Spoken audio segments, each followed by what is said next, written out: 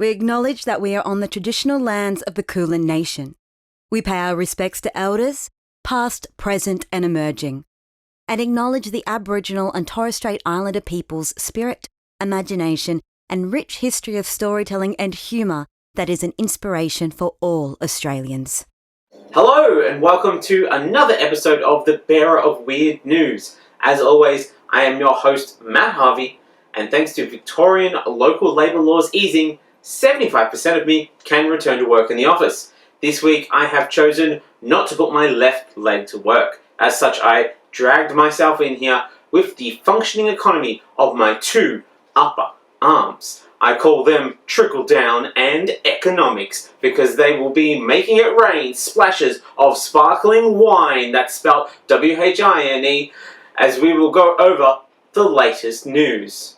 But before we do that, don't forget the best way to support this show is to support the man who makes the show by coming to my upcoming Melbourne International Comedy Festival show, the last ever run, at least in Australia, of my storytelling show, I Got Bit by a Monkey Once. The last time you will possibly have to hear that title. It's a storytelling show for true stories. And if you're interested in that sort of thing, come on and check it out before I am, by the bylaws of local comedy, forced to create a new show exploring the life of a solo artist in lockdown. A sweeping tour de force of monologues, jokes about Zoom, and accidentally masturbating while I am at work. All for no extra charge! Title pending, but feel free to vote on the following. A. I So Lonely. B.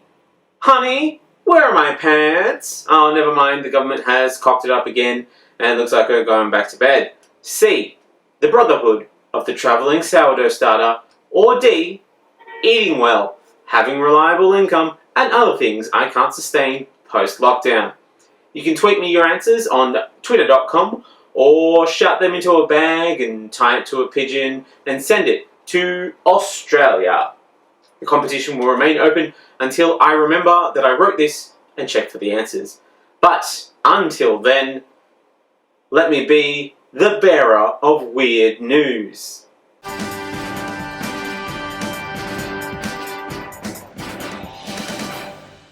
Let's start off with some headlines. Here we go.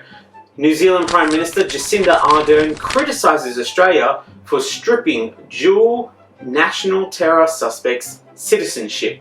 This is very Australian behaviour. Part of the deal allowing New Zealand to leave Australia long ago and to become its own independent country was that we get all the Maoris that we need as bouncers, plus we get our pick of citizens to claim as Australians. A Melbourne woman at the centre of the feud is a 25-year-old who, until last year, was a dual citizen of Australia and New Zealand.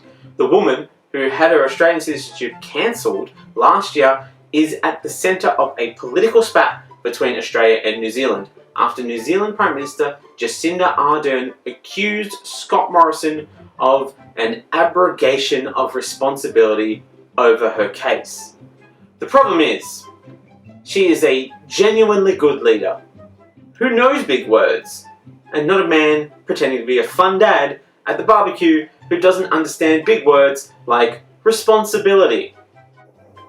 An 8-year-old has called out the NPR show All Things Considered for a distinct lack of dinosaur stories. The child said the show should instead be called Some Stuff Considered or Newsy Stuff Considered, which makes this kid the youngest member to take part in two ancient and much-loved traditions. Grandpa Simpson angry-style rants to the editor of a major news outlet and complaining when your friend gets way too into public radio. A church that worships AI has been shut down. I just hope that they took the time to shut it down properly, or they might damage the hard drive, inadvertently leading that damage to be later interpreted as the subjugation and torture of our Lord and Saviour, Asus Chrome. Scientists have cloned an endangered species for the first time. Now, which creature have they taken it upon themselves to try and save? Pandas? Elephants? tigers? No! Meet Elizabeth Ann, the black-footed ferret. Lizzie here was created from the cells of Willa, a black-footed ferret that lived more than 30 years ago. And so, upon being resurrected, Elizabeth was immediately put into de-radicalization training so that she won't be tempted to display her 90s extreme attitude. Could go poorly for everybody involved. LEGO has released a new set to celebrate Amelia Earhart. The set contains her plane, the Lockheed Vega 5B. However, the Amelia minifigure is nowhere to be found. Scientists are aiming to send 6.7 million sperm samples to the moon to be stored in a seed vault inspired by Norway's seed vault. So, in the event of a population-destroying catastrophic event, all the remaining humans will have to do is invent some sort of safe space travel, safely land on the moon, and then battle the struggles of 1/6 gravity when attempting to turkey-baste a sperm sample into an egg to bring the species back to life. Simple!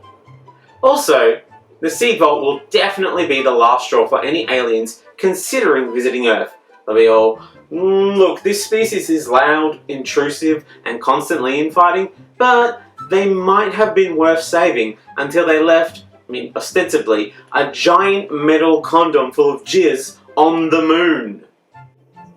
Australia is creating a myth-busting unit to handle coronavirus misinformation. Health Minister Greg Hunt revealed the Departments of Home Affairs and Health had quietly established the unit last year amid concerns about misinformation. They are releasing the show on Stan because that's the only place that new Australian TV gets shown anytime soon, and they're going to be calling it Mythbusters Corona Edition. Now, we just need Adam Savage to come here, but to be honest, we can't really have him entering the country unless he learns to play tennis at a pro level.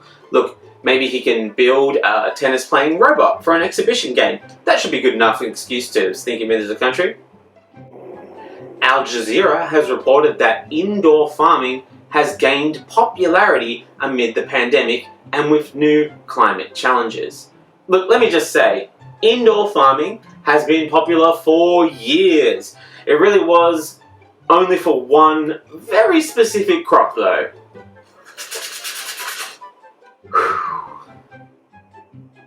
Exploitative tech company and company bringing you your noodles for lunch, DoorDash, has been revealed by Payments.com to have spent $5.5 million to advertise the fact that they gave $1 million to charity. Okay, so they spent this money on a Super Bowl commercial featuring the Muppets from Sesame Street and former Hamilton actor and current Snowpiercer revolutionary Daveed Diggs. Given the new addition of DoorDash to the side canon of the Sesame Street Extended Cinematic Universe, I expect we will soon be receiving a very special episode all about wage theft and the exploitative world of disruption capitalism. Brought to you by the number 0.5 and the letter U.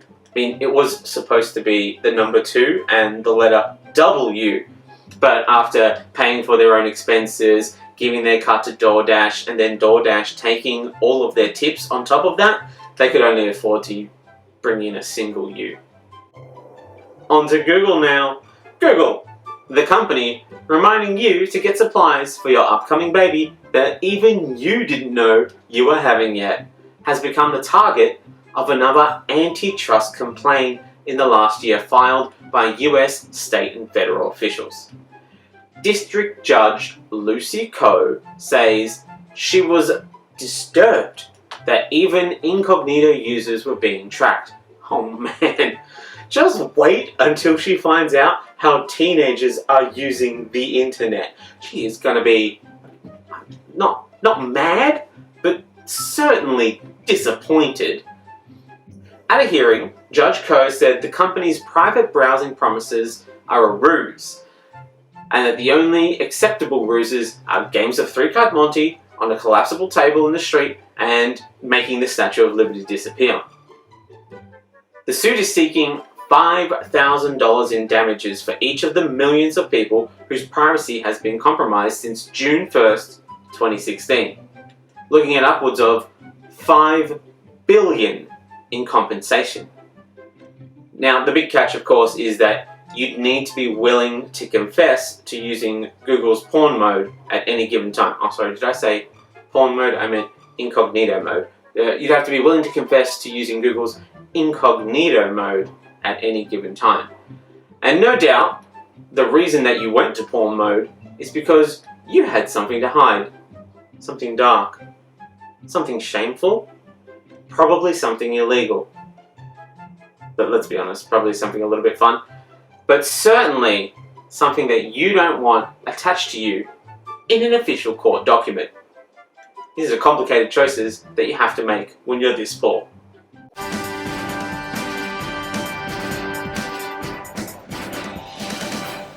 So let's move on to some bigger news now. First off, Antarctic news! Australia has been found to have plans to build a $2 billion concrete airstrip at a base in the Antarctic. So Australia has recently been in a very public spat with China over its disputed expansion of territories into the South China Sea through the building of artificial islands to build military bases on. Now, although we apparently claim to own 42% of Antarctica, you know, all the penguins, thanks to a new study which claims penguins may have evolved in Australia or New Zealand, and frankly we claim anyone that we want from New Zealand. The titular pole of the South Pole, just in case Santa is looking to relocate when problems get too much for the North Pole and he needs a new home, and when the ice sheets melt, pushing the sea levels higher, we will claim all the territories that are flooded by our newly developed waterways. They are, after all, now on Australian waters. It's the British way, and while we are a Commonwealth country, we will acknowledge our colonial roots with gusto. It's actually why we keep the phrase "girt by sea" in the national anthem. The lyric will be used as a precedent for claiming lands girt by liquid Australia. It's pretty logical, to be honest. Now, Australia has proposed to build a $2 billion concrete aerodrome at its Davis base, despite citing a staunch commitment to environmental protection of the Antarctic. Now, this should not surprise anyone who has been paying even the slightest bit of attention to how Australia treats its sovereign territories, simply by destroying them so severely that they are unrecognisable as the natural wonders that they once were, and recovering less than 5% of what we destroyed, then citing that as a victory over the destructive power of Mother Nature, followed by inviting our closest coal and oil lobbyist friends over for a private party where we set up the money-blowing machine and fill it up with so many notes that they can't actually be blown around by the tiny fan inside the booth, allowing the companies to actually just reach down and fill up their pockets until they get so tired from picking up money that they can't even move their arms anymore. Of course, the time that they spend in the booth is also modified because the clock is also broken due to a lack of investment in timekeeping technologies. Australia bluntly states that it has a sovereignty, not just a claim, sovereignty over 5.9 million square kilometres of Antarctica, plus a 2 million square kilometre exclusive economic zone offshore.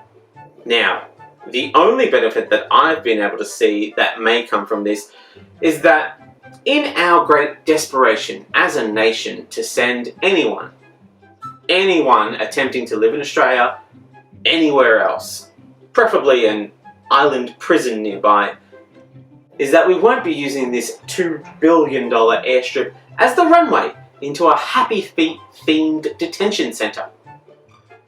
So themed, of course, to honour our greatest cultural export, George, yes, I did write Mad Max, Babe and Happy Feet, Miller.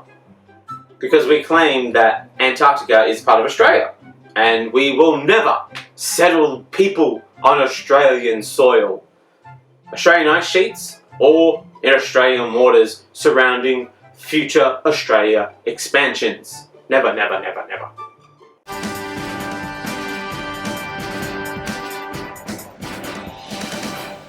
Exploitative job news now.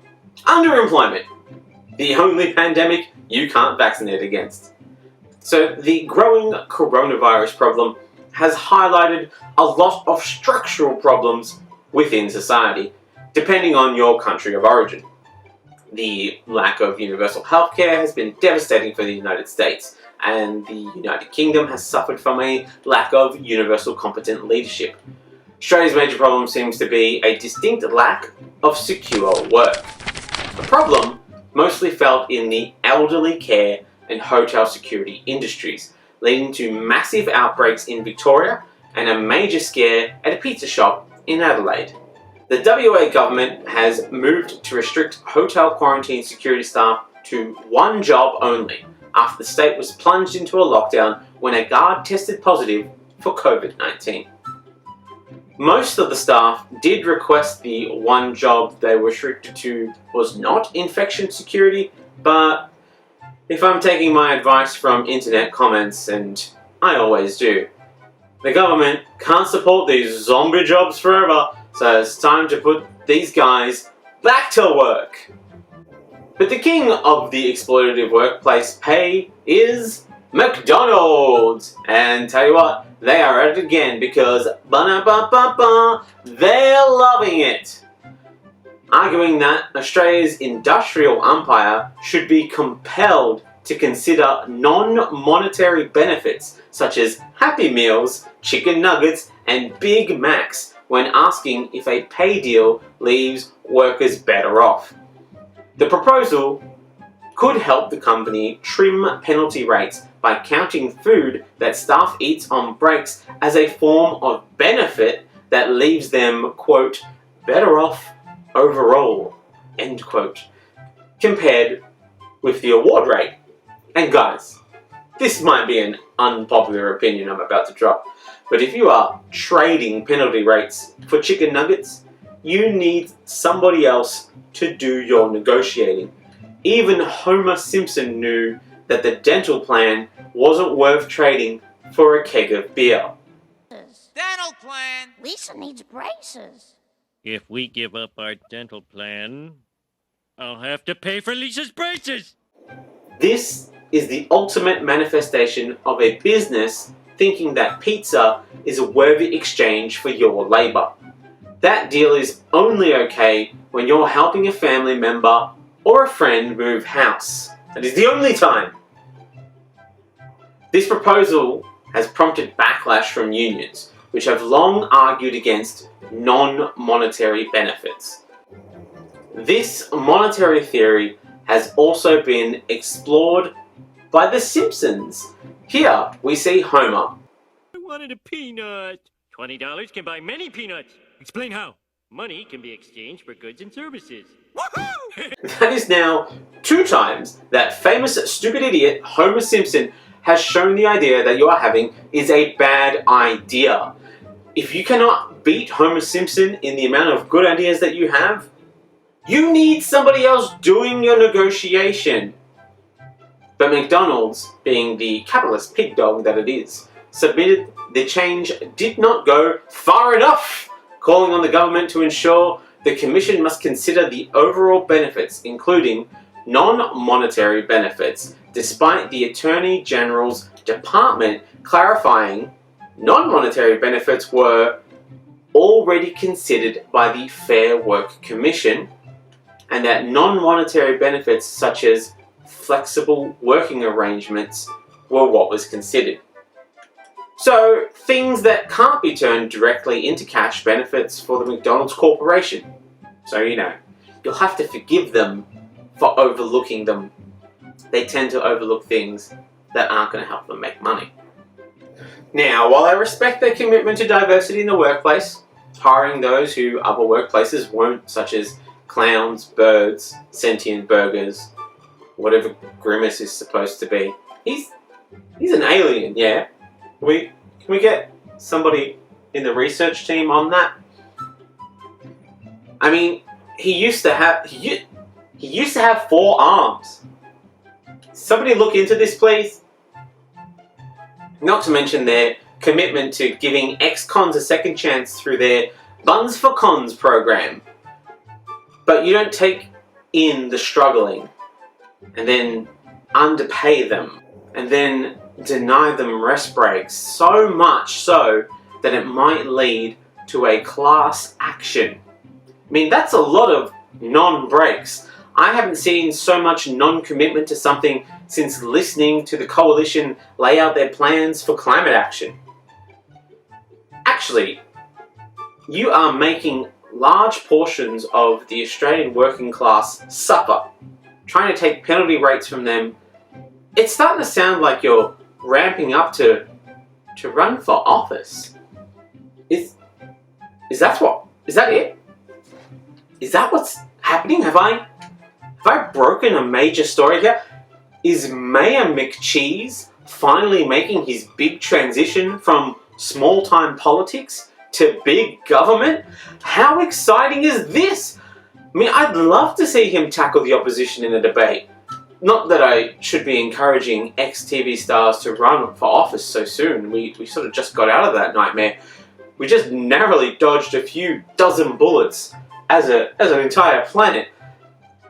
But at least his McParty would have some policies. Even if they were terrible, they'd be committed to something. Anything. Oh, hang on. Wait a minute. I'm getting some noise here in my very real earpiece. This just in.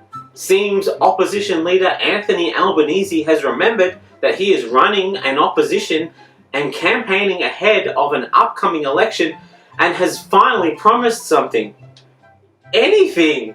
This is a beautiful day. I just can't believe that Anthony Albanese is actually making some commitments. What is he committing to here? His first choice was to promise gig workers more portable annual sick and long service leave. That's a very smart choice, given the destruction insecure work has wrought over the last year. And the way that the Labour Party has been failing to put up a fight in recent elections seems the party are investing in their own future as much as that of the working class. It's about fucking time. The federal Labour leader says he's focused on finding solutions to the big challenges in his first major policy speech in 2021. First big challenge that needs a solution is how to get people to believe in them enough to vote for them. Then maybe some less pressing concerns like an increasingly close global climate crisis and economic catastrophe, housing and jobs crisis, and the potential extinction of some of Australia's most iconic species, like the koala, the platypus, and the relatable politician. I tell you what, any boss who sacks anyone for not turning up to die is a bum.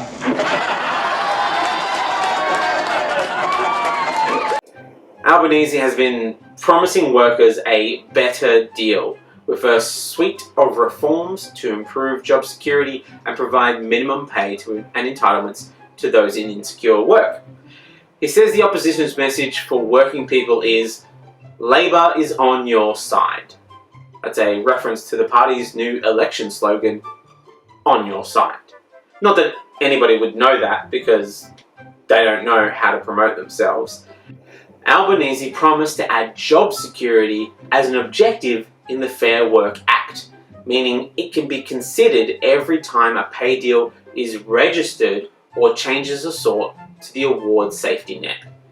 I suppose job security is not something someone who works in the public sector has ever really needed to think about. After all, they never lose their jobs no matter how much they fuck up. Not even when they stole money filtered through a family trust, illegally charged poor people with ostensibly theft of government money, then taking it from them by force. Or when they illegally fail to answer Freedom of Information requests within the 30 days as mandated by law, when they spend an undisclosed amount of public money on legal defense for a minister who broke the law for political gain, when they increased the jail time for journalists who report on whistleblowers' truthful allegations, And in the grand scheme of things, these are barely crimes, really, especially when you can get your collars pressed and clean to the whitest whites by people in illegal detention for undisclosed periods. No point having them there if they aren't going to serve the public in some way. And you certainly won't get any sympathy from the coalition, the masters of your broke-ass destiny, until you find the bootstraps that you're supposed to pull yourself up by. Maybe they're out in the bush. Has anyone tried looking out in the bush to find some bootstraps? Because Finance Minister and man looking desperately for a friend in the crowd who will never show up, Simon Birmingham, told the jobless that there's plenty of work in the bush in an attempt to justify cutting the job seeker support at the end of March. Birmingham indicated there will be little tolerance for those able to work but choosing not to when there are jobs available. Though I am sure this would be contested by one South Australian woman, Alice, and her partner, Graham, who travelled 2,000 kilometres for a job in Queensland, only to be told the first week of work, a combined 90 hours, was going to be unpaid. Oh, what a pleasant surprise. If someone expects me to work for 7 days, unpaid, for free, they better be casting me in a play. And at least they would do me the courtesy of offering me exposure for my time. These guys aren't even getting the promise of exposure to that hottest fruit-picking industry executives. Don't fall for their garbage, Alison Graham. You stand strong. But fruit pickers aren't alone in attempting to exploit the poor. A federal government agency has been forced to apologise after it asked Centrelink staff to help minimise contact with vulnerable customers in order to reduce potential customer aggression. The Guardian has described this revelation as shocking. Guys, you are supposed to be investigative reporters. How is the coalition messing with people on a financial support level shocking to you? You're the number one source for reporting on the robo-debt crisis. Have you not been reading your own reports? In an email sent to staff, Sandy Mamo, a general manager for customer delivery at Services Australia, heralded the beginning of the Vulnerable Customers Innovation Challenge by calling for proposals from workers that would be whittled down by an internal staff vote. And how do you partake in this latest challenge trend? Well, strap in. Staff were asked to respond to the question, how might we serve our vulnerable customers to minimise their need to contact the agency, thereby reducing potential customer aggression? Ha ha ha ha ha ha. Cute. Quick question. Has Sandy developed object permanence yet? Because it certainly seems like she hasn't. Just because someone can't call you doesn't mean that they've stopped being angry. I didn't think this was a very big secret. But you should know, Sandy, making it harder to contact the agency definitely makes the customer angrier. I have done extensive fieldwork on this topic with my internet service provider, Belong. Belong! We don't have a phone number. Get a phone number, Belong. This has to be the worst challenge since the Tide Pod challenge. At least Tide Pods only hurt the idiot who ate them. The agency, which is responsible for Centrelink, Medicare, and child support services. So, nobody who will truly suffer if they struggle to get their life-sustaining money, is said to have faced a major backlash over the challenge. It has since apologised for how it was worded. Yeah, nailed it, Sandy. The problem here was the way you worded it, not the intention behind the action. mean, if you were just more honest and said the quiet part out loud, then we wouldn't be able to do this kind of gotcha journalism, because you would have already confessed. You know, work for Trump.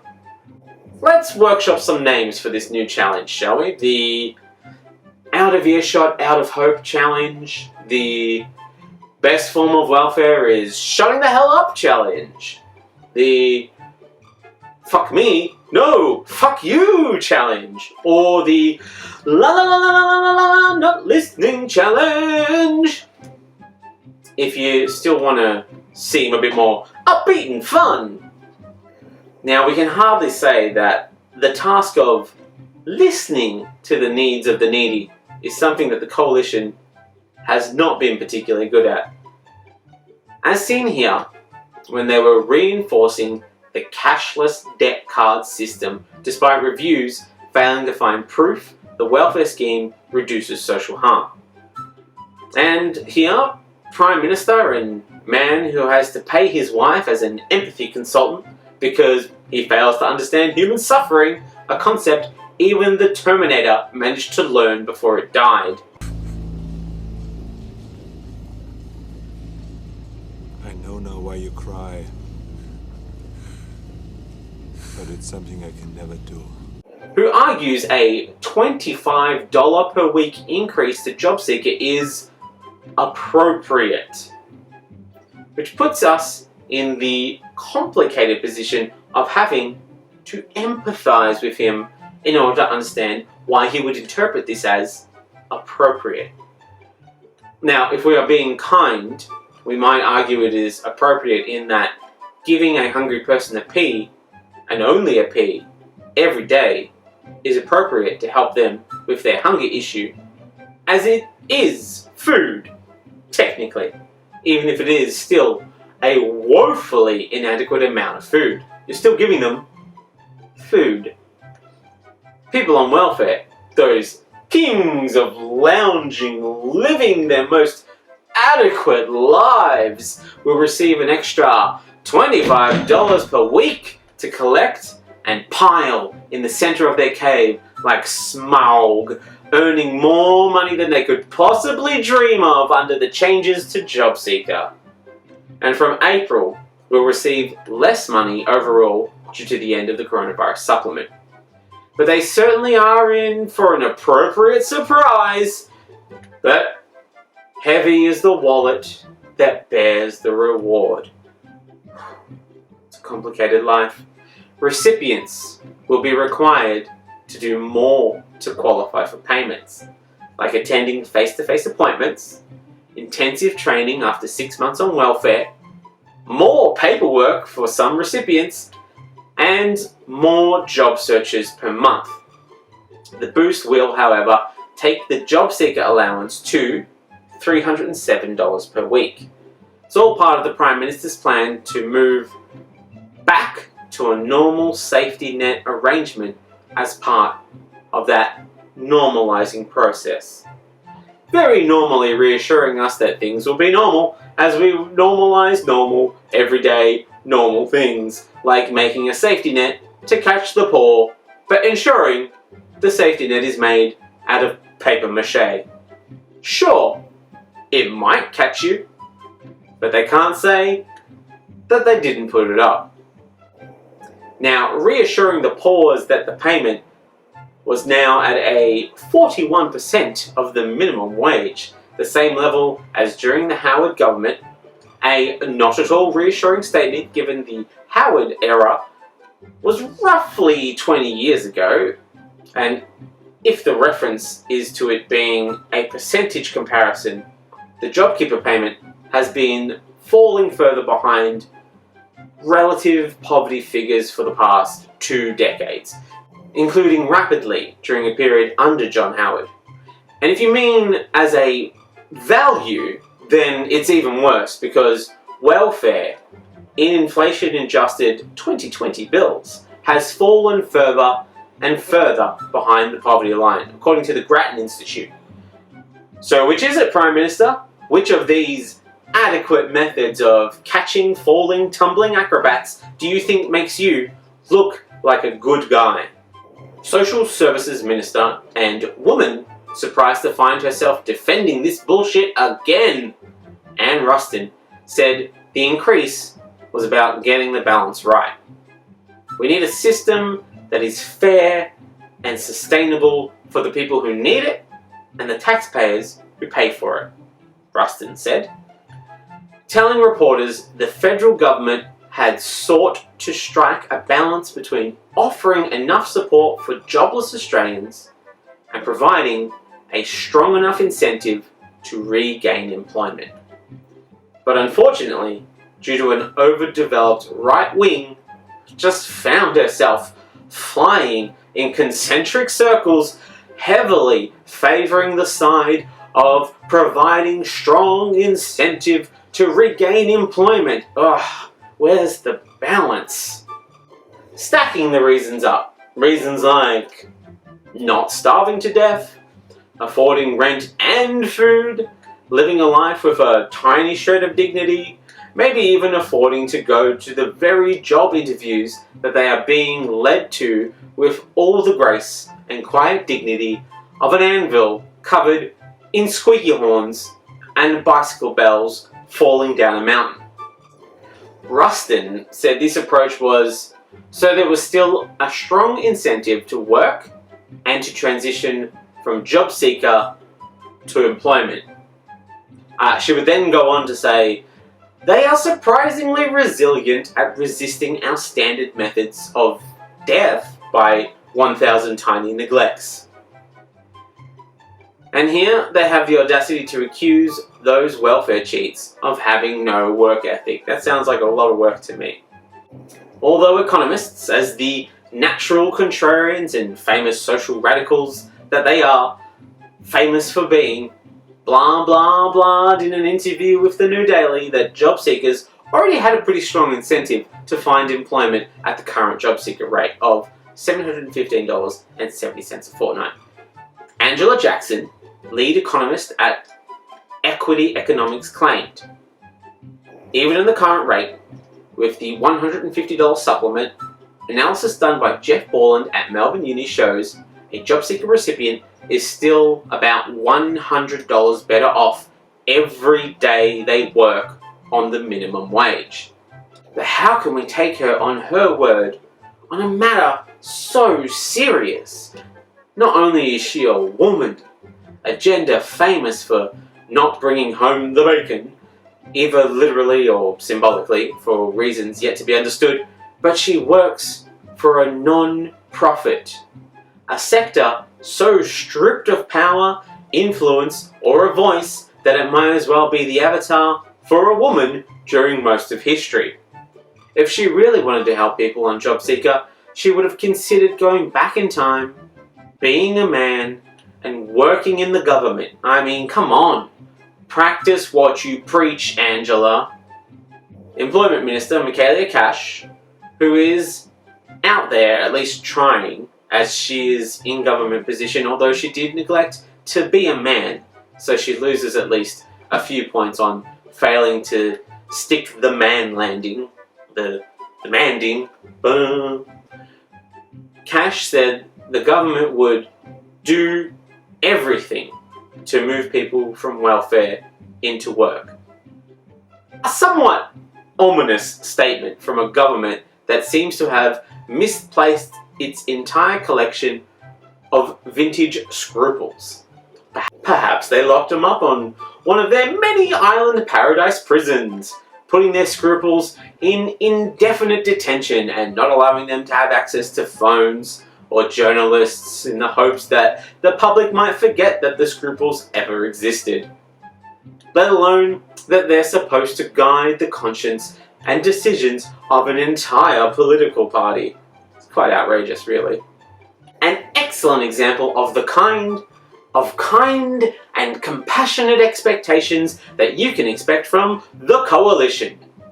She announced employers would now be able to report recipients who turn down work.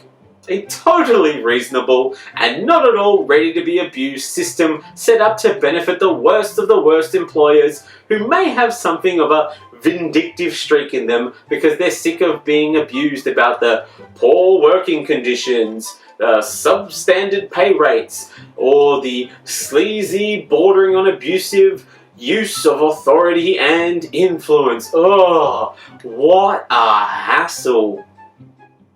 Though, the changes will have to pass Parliament before they are implemented and will form the stage settings for one of the levels of the latest PlayStation game, Mortal Kombat! Unlockable characters include Bob Catter, Pauline Hanson.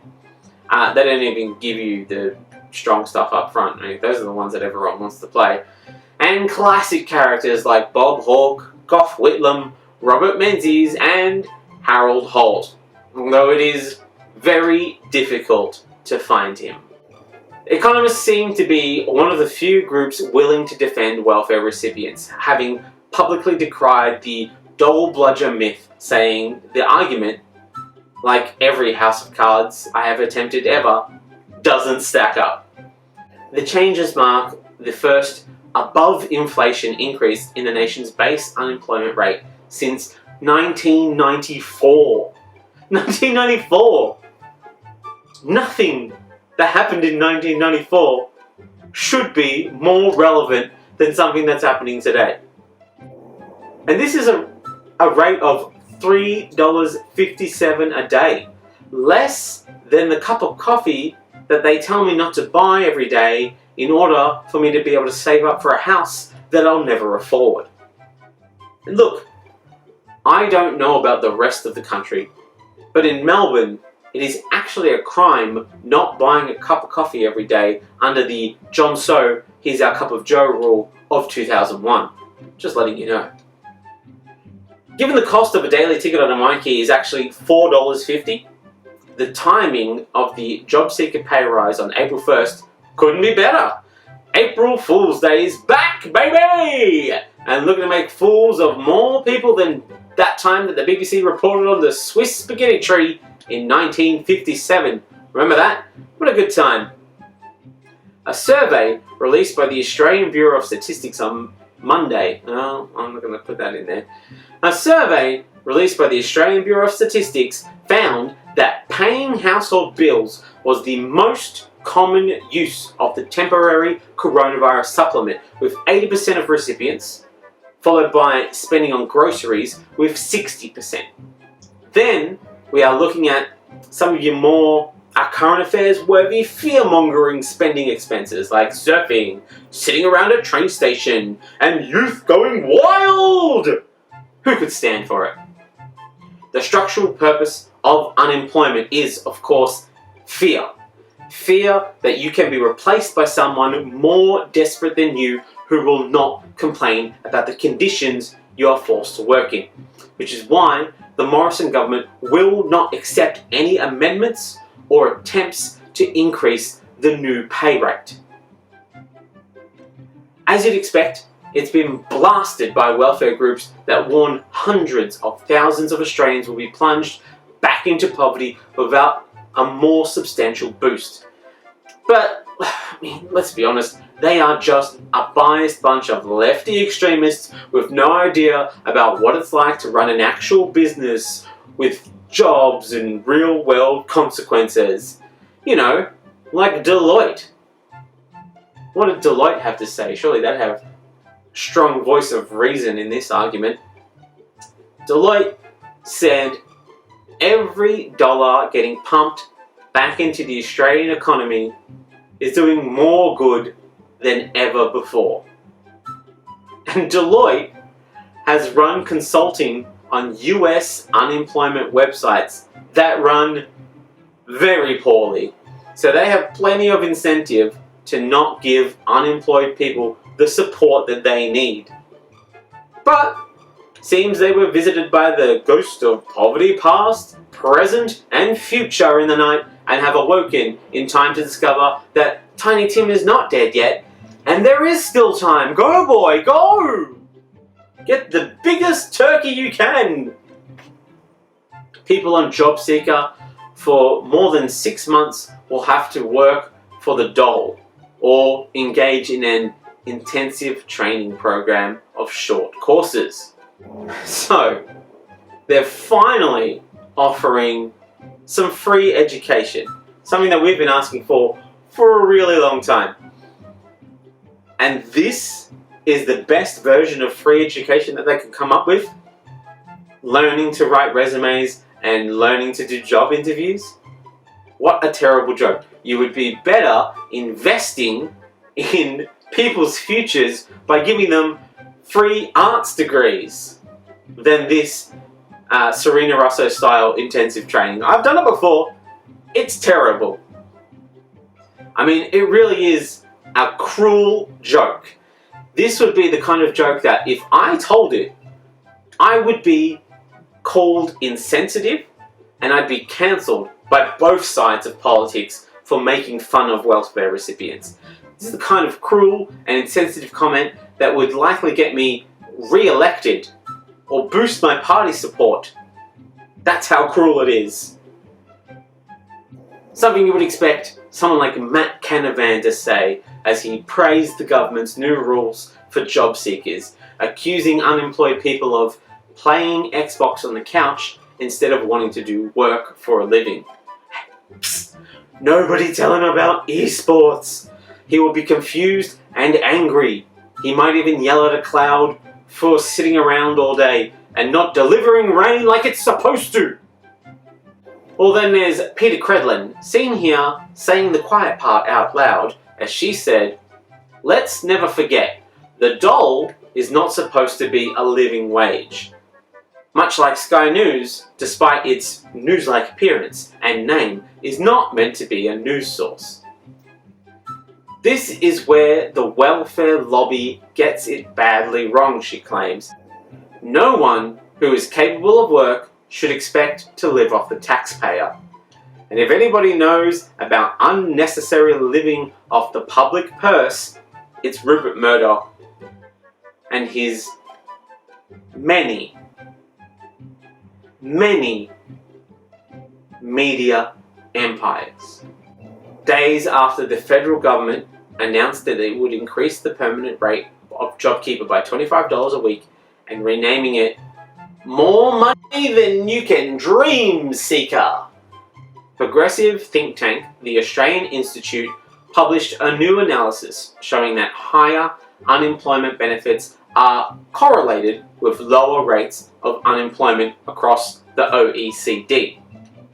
The report author, Matt Grudnoff, said the findings proved the Morrison government was being unnecessarily cruel to the unemployed and that lower unemployment is possible even with much higher unemployment payments. An observation that could have been made by a 6th grader collecting a collage of stories centered around the actions of its protagonist, one Scott Morrison, towards those who are poorer than him. But it is good to have an expert opinion to back up what we've all been saying for many, many years. Matt said, if the government was right in saying lower unemployment benefits were necessary to encourage jobless Australians to seek out new opportunities, Australia would have one of the lowest unemployment rates in the OECD in 2019, as at the time it had the lowest unemployment benefit. A very excellent burn from an economist. A job not at all famous for its dry humour and biting wit.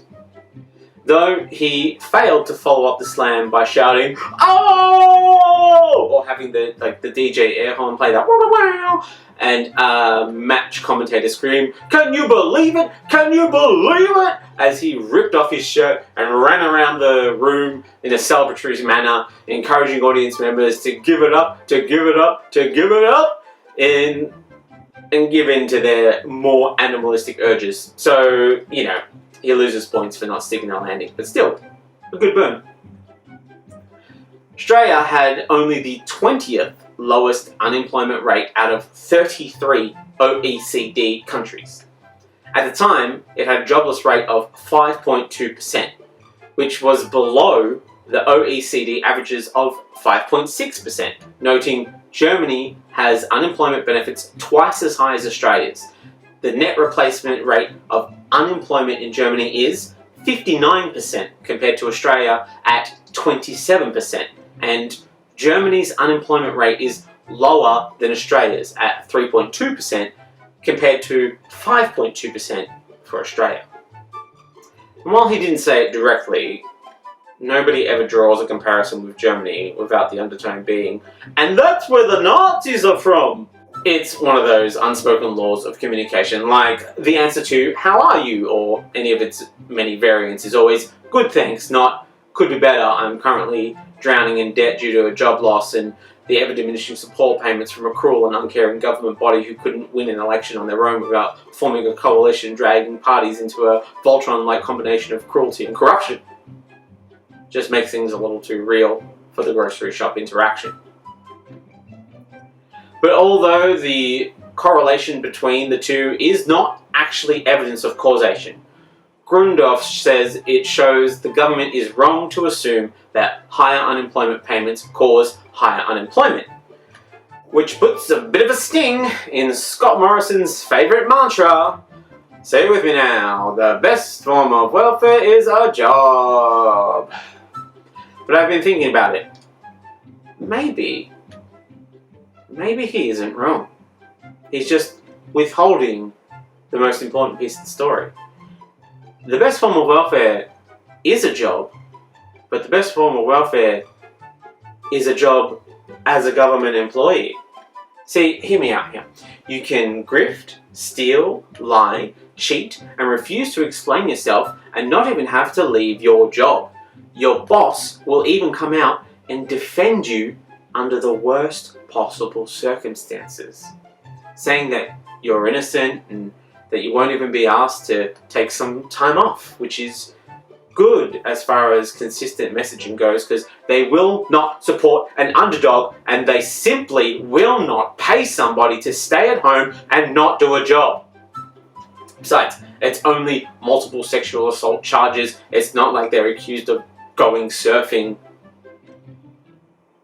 Why would they care?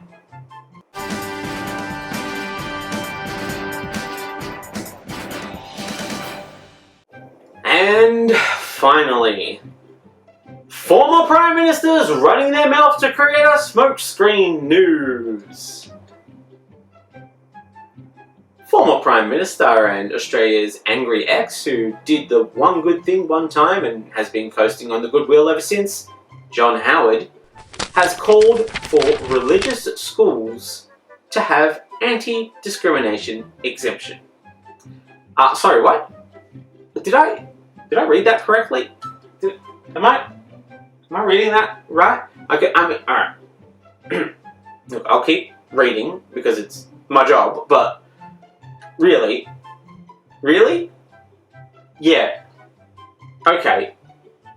I mean, maybe he has good reasons. Should we? Let's see. Let's see what he says, and I'll get on with it. Seems Howard has called for people in authority to oppose woke culture. If Howard weren't a Liberal Party lifer, then Sky News would be running wild with the headline, "No woke culture, says woke anti-gun baby." But it's just good to see a man of principle, really, even in overwhelming evidence of the evolution of culture, like the many times that he refused to apologise to the Indigenous people for the, well, let's just call it the everything, really. And I'm sure this is all the stirring up of the left, has nothing to do with attempting to create a smokescreen for the allegations of rape culture in the Liberal Party so that they could slip under the smoke like Batman in the middle of conversation. Howard has told Christian organisation Family Voice Australia, and presumably anybody who will listen to his old man ideas, religious schools needed the right to teach the principles of their faith and not employ somebody who is barracking for the other side. because I guess the entire extra class of religious education doesn't cover that gap in much needed brainwashing, brain hanging out to dry, and brain accidentally leaving it out in the sun for too long and it gets like a weird faded colour on one half. But who knows? Arguing that schools should be able to hire teachers based on whether they accept the beliefs of the school is based on in the same way political parties favour staff who believe in a party's ideals. No doubt that he would be outraged to learn that the students of the little Buddha school of Zen are teaching kids to not burden themselves with unnecessary things like education, jobs, and anger that can be harnessed by the coalition's angered-powered sailboat, which helps them coast over the heads of the people that they try to fool into voting against their best interests. In a presentation to Family Voice Australia, Howard also called for people in authority to more actively oppose woke culture, that is, trying to alter society in Australia. You know, that woke culture, always wanting to hold the unchecked power of the powerful in some attempt to balance. Or, say, giving a voice to someone who, though she worked for the Liberal Party, has had trouble agreeing with its increasingly apparent party value of we will do what we want and feebly defend it by waving religion and the rule of law in your face. Even if the two stances of the PM, saying that we don't have the tribe has spoken law, and Howard claiming that they should allow the tribe to have a binding law protecting it, contradict each other. Weird how that happens. Liberal MP Kevin Andrews has said that he believed Attorney General and man suddenly very well known by the Australian public, Christian Porter, has a revised version of the religious freedom legislation ready to present to Parliament. Porter produced a second draft of the bill in December 2019 and prepared to introduce it to the Parliament early last year.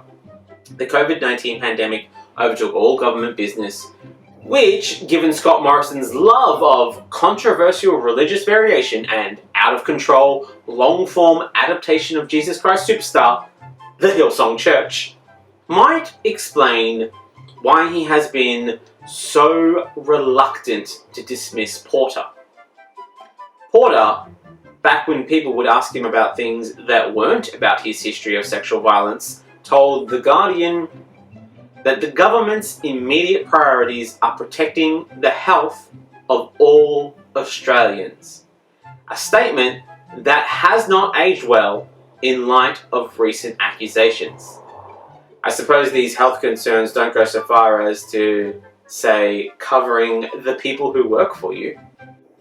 Regarding woke culture, Howard noted instances of absurd language, memorandums distributed within public service organisations and universities that called for dropping the use of words like mother and father or brother and sister. And Howard is not one to simply let others tell him what he should and shouldn't say to another group of people, unless that group of people are a not very particular religion. Then they can be told to fuck right off and start their own state-supported private education institute and teach their own version of brain pollutant. Earn your place through extortion, theft, deceiving the uneducated, colonization, suppression of culture, and lobbying of political parties, like everybody else did. This prime position doesn't come cheap.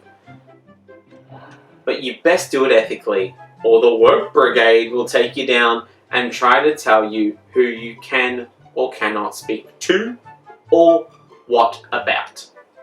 He said his views on woke culture were in line with the views of about 80% of the Australian community, and that has to be articulated, and articulated very strongly by people in authority.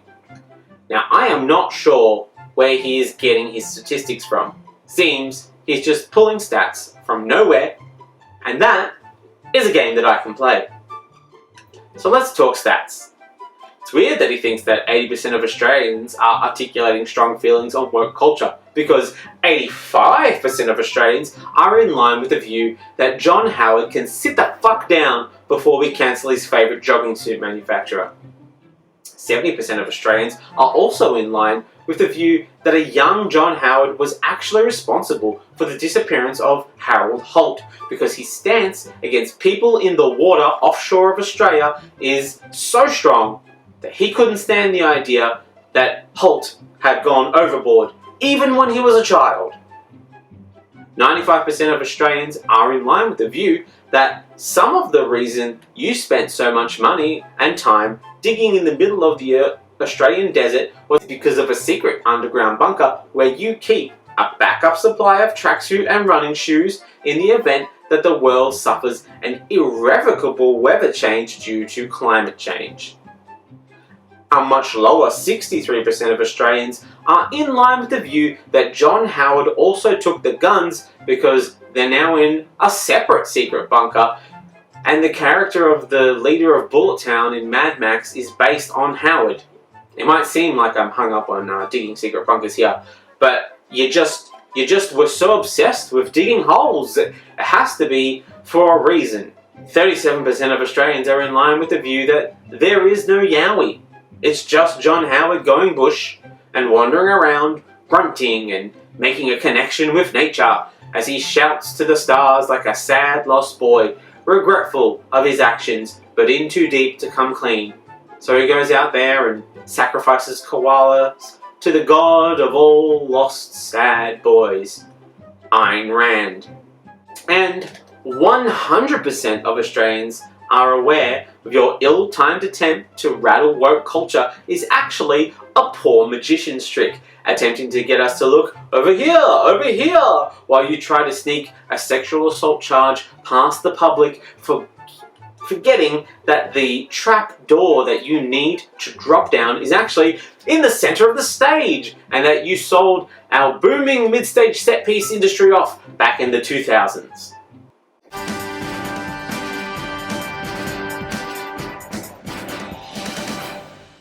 Thank you for listening and making it all the way to the end.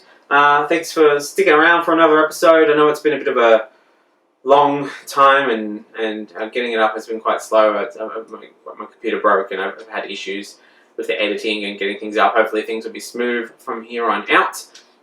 Please do come check out all my shows in the Comedy Festival. I've got 8 storytelling shows. I'm just keeping it really simple this festival. I just love to get up on stage and tell you some stories. I think that'd be a good time for all of us. I'm going to keep putting these up. I'll probably put another news quiz up before the festival starts, and that'll be up for free, and you guys can check that out. I don't know who I'll get in on that yet, but I think it'll be a good time, so you guys should check those things out. Maybe go back, watch the old news quiz episodes. We've got some excellent guests on those. Daniel Muggleton, Daniel Oyama, Angela Vaupierre, who else? Beck Hill, John Gracie from Werewolf Live. There's some excellent guests. My battery's running out though, so I've got to get going. Thank you so much for your time, and I'll see you next time. Stay safe, wash your hands, and look out for each other. Bye!